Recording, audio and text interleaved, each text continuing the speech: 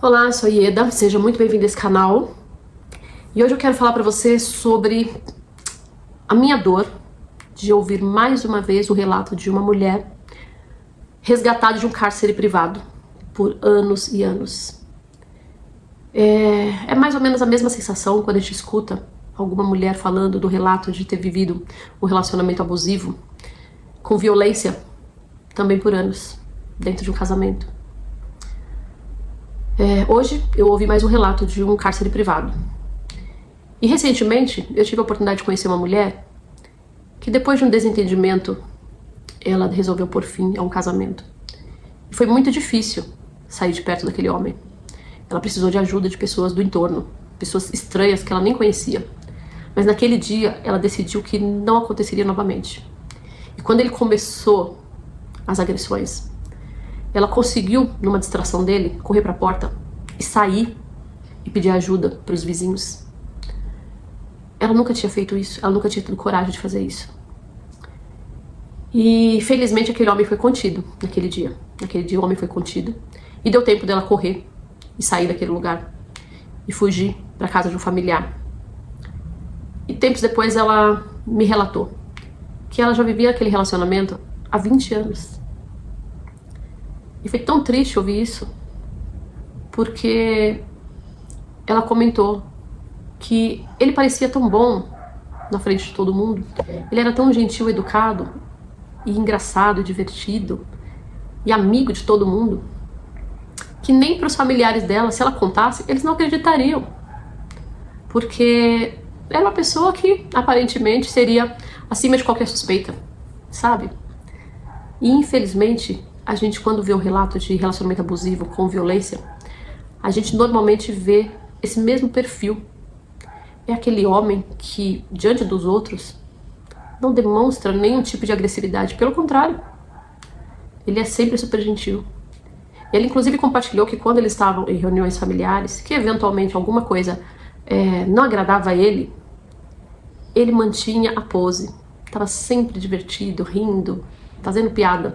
Mas pelo olhar para ela, mesmo ali diante de todo mundo, só dele olhar para ela, ela sabia que quando chegasse em casa, ele ia estar bravo.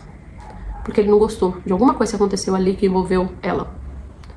Seja de uma conversa com outra pessoa, seja de alguma piadinha, alguma brincadeira, alguma coisa que foi feita e que ele não gostou. Simplesmente não aprovou, né? E só pelo olhar dele para ela, ela sabia que ela ia ter problemas quando chegasse em casa. E ela ficava já com medo da hora de ir pra casa, tentando adiar a hora de ir pra casa. E ela estava sempre certa. Quando chegava em casa, ele estava nervoso. Podia ter passado horas depois daquele fato, daquele olhar. Ele chegava e falava. A primeira coisa que ele fazia já era falar sobre isso. Que não tinha gostado disso, não tinha gostado daquilo. E já começava a ficar irritado, enfurecido. E pouco tempo depois começavam as agressões. E às vezes não era uma agressão muito prolongada. Sabe, ele não, pelo que ela me contou, ele não agredia de machucar muito, mas ele agredia, ele empurrava, ele gritava, ele xingava, ele batia com a mão, ele chutava. Mas rapidamente ele parava e aí falava: olha o que você fez, me fez fazer, você me deixa nervoso. E passado um tempo, ele se aproximava, ia para abraçar, ia para beijar. No dia seguinte, vinha presente, vinha algum agrado. Às vezes, no mesmo dia, ele dava um jeito de preparar alguma coisa para agradar. E tanto uma situação quanto a outra mostram pra gente quanto é triste a vulnerabilidade emocional a que uma pessoa pode ser submetida. É aquela velha história lá do elefantinho. Já ouviu falar disso? Que o elefantinho, os elefantes, quando participavam de circo antigamente, eles eram criados desde pequenininho ali nos arredores, porque eles são muito grandes, muito fortes, então eles tinham que ser domados. Mas ninguém doma um leão grão, ninguém doma um elefante gigante que pesa toneladas. Uma patada dele vai matar uma pessoa. Então o que se fazia? Pegava-se o elefantinho filhote e prendia a patinha dele ali num tronco de madeira. No começo ele tentava se soltar, ele tentava escapar, ele lutava contra aquele tronco de madeira. Mas ele, com o tempo, ele parou de lutar, porque ele percebia que o tronco era muito forte e ele não conseguia. O elefante ia crescendo. E conforme ele ia crescendo, com certeza ele já ficava muito pesado, porque é um animal naturalmente pesado. E o tronco continuava o mesmo. E o elefante já não tentava mais se soltar. E esse elefante crescia ainda mais. Se tornou um elefante adulto, gigante, pesadíssimo. E o tronco continuou pequenininho, lá do mesmo tamanho que era quando ele era o filhotinho. E esse elefante gigante nunca entendeu que se ele pudesse puxar só aquela corda, ele ia arrancar aquele tronco do chão. Ele entendia que se ele estava no tronco, é porque ele estava preso. Então ele era levado para as apresentações e quando voltava, colocavam ele no mesmo tronquinho pequenininho. E ali ele ficava quieto e acomodado, porque ele entendia, puxa, tô preso de novo, não consigo sair.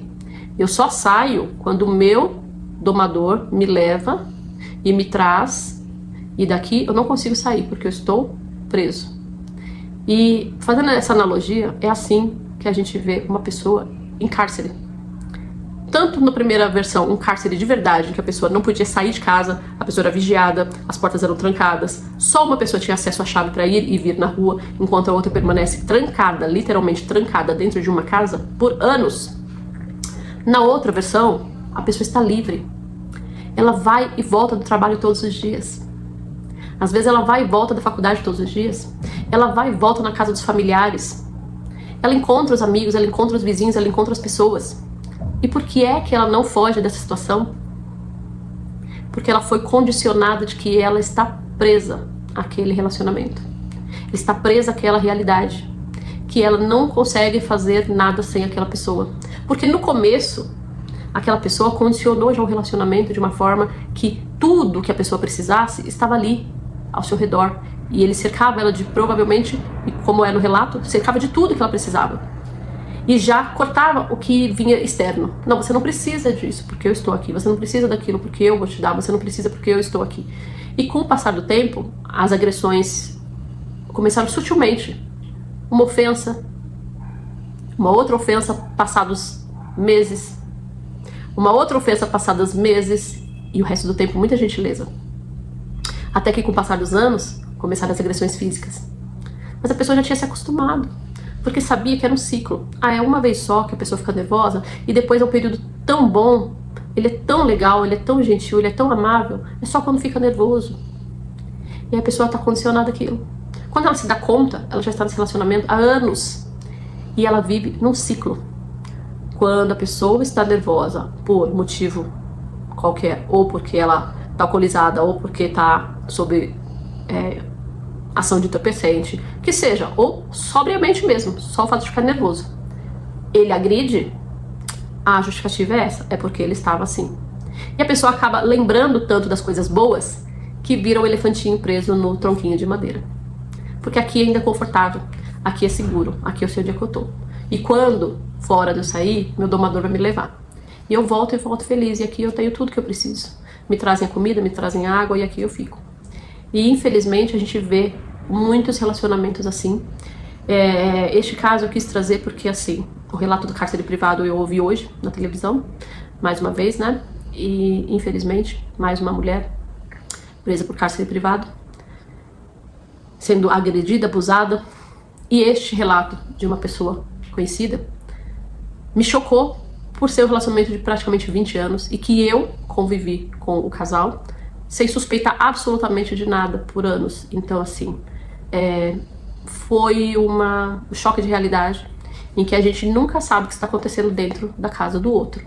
Mas que vale de alerta, vale de alerta. Não dá pra gente romantizar nenhum tipo de agressão. Porque ele xingou, porque ele estava nervoso? Não. Mesmo a pessoa nervosa, existem outras formas de se expressar, não é xingando. Não é xingando, não é empurrando, não é dando um tapinha, um puxãozinho de cabelo. Não dá para normalizar isso. Não dá para romantizar isso, não dá para normalizar. Se esse tipo de coisa acontecer, não pode ser aceito. Ao primeiro sinal desse tipo de relacionamento, a mulher deve pedir ajuda. Deve procurar alguém que acredite nela e que a ampare para que ela possa pôr um fim a esse relacionamento. Porque um relacionamento que começa com algum tipo de agressão, ele só tem a crescer numa escala progressiva. É muito triste isso, é muito triste, porque inclusive aqui no canal eu falo muito sobre relacionamento e trago alguns relatos sobre divórcio, mas a ideia é sempre que se recupere o casamento, porque o divórcio é uma coisa muito dura e muito difícil e muito triste e que afeta muitas pessoas. Mas um relacionamento com abusos, ele não pode ser tolerado, ele precisa ser corrigido, ele precisa ser tratado. E se no tratamento ele não tiver solução, essa pessoa precisa ser liberta desse agressor antes que outras coisas piores possam acontecer. Eu guardo dentro de mim uma história muito triste que eu vi, com certeza você também viu, que passou na televisão. Na época falou-se muito no Fantástico e vários outros lugares, passou em todas as televisões. Isso já faz alguns anos, eu não sei exatamente, mas imagino que seja mais ou menos uns 7 anos atrás. O caso de uma moça que foi agredida pelo marido dentro do elevador. Recentemente aconteceu de novo, né? Agressão dentro do elevador. Mas naquele caso a moça foi agredida dentro do elevador, ela fugiu dele na garagem, foi pra dentro do elevador, fugia dele dentro do elevador, até que ele arrastou ela dentro do elevador de volta para o apartamento. E minutos depois, essa mulher apareceu caída na calçada.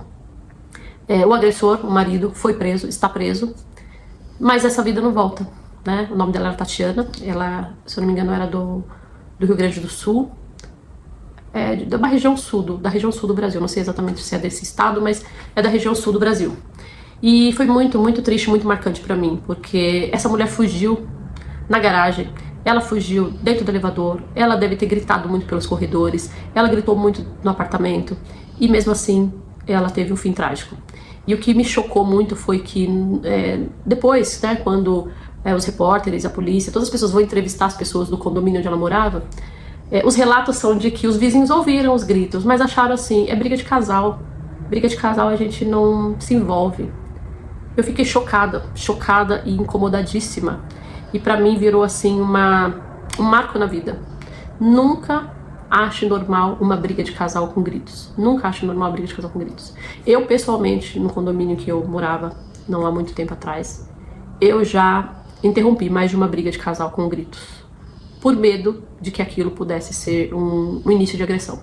Felizmente era realmente só um desentendimento entre pessoas que eventualmente ficam alteradas quando começam a resolver suas questões conjugais, e não tornou a acontecer.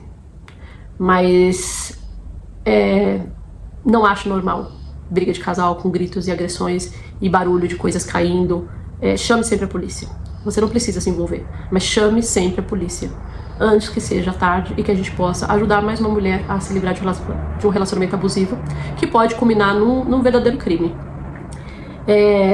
Eu lamento que esse vídeo possa ter ficado até um pouco duro e difícil, mas eu acho que é um assunto extremamente relevante, importante, e que eu não deixaria de comentar, principalmente hoje, de ter visto mais um caso de uma mulher recolhida de um cárcere privado, o que me lembrou desse caso dessa outra pessoa aqui, de 20 anos, sendo agredida. Então, precisamos falar sobre isso. Espero que esse vídeo te ajude de alguma forma, espero que essa reflexão ajude a nós e ajude a nós ajudarmos outras mulheres, né? Se você quiser comentar alguma coisa aqui, fique à vontade, e te vejo no próximo vídeo. Até mais.